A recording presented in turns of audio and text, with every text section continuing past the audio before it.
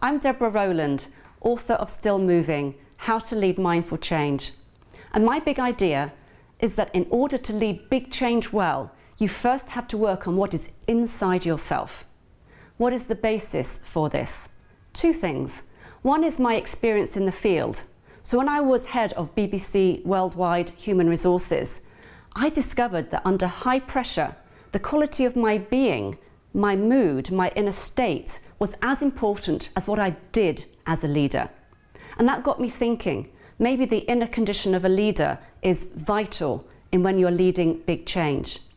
And what's more, my research led me last year to investigate the correlation between what is now being called mindfulness and the ability to lead big change well. And my research team and I found out in that study that it is absolutely vital that a leader gets into the right place personally before they can actually lead big change. And we discovered 4 inner capacities. So in brief, what are these 4 inner capacities that are vital for you if you are leading change? Number 1 is the capacity to simply be present with experience.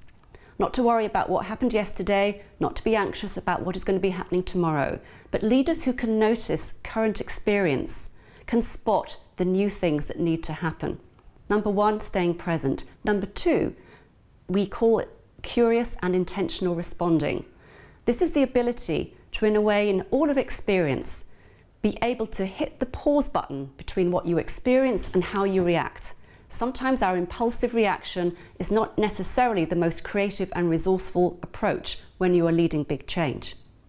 So to be able to hit the pause button, be curious, and to respond to experience rather than to impulsively react to experience. The third inner capacity, in a sense, takes us beyond pure mindfulness. We found the capacity to tune into the system was the number 1 inner skill of leaders who can lead big change well. Tuning into the system means the ability to really empathize with the emotional climate of your organization or of your church system or of your nation. You could argue that politicians' failure to tune into the system of the UK was one of the reasons why the disenfranchised voted to leave the European Union. Tuning into the system is essential, getting out of the ivory tower and finding out what is really happening, what is the mood of your organization or of your people.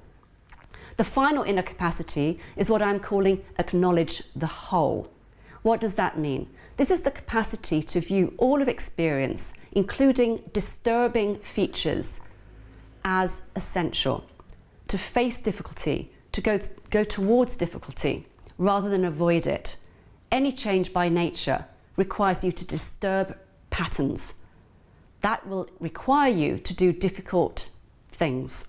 And if leaders can't acknowledge the whole, including people who might be resisting your change, you won't be able to lead big change well. In total, we found that these 4 inner capacities, combined then with your practices of leading change well, in total accounted for 52% of the reason as to why change either succeeds or fails.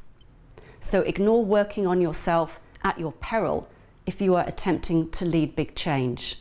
Now, these inner capacities sound very straightforward and obvious, but I tell you, they are lifelong work to be able to put these 4 inner capacities into action. The reason why I say this is that they are all enemies of the ego. Unless you can actually be with what is, give up your desire for things to be different, to strive for elements that you think it should be like this, you will not be able to master these 4 inner capacities. Easy to say, hard to do. Pick up Still Moving and you might learn how to do it.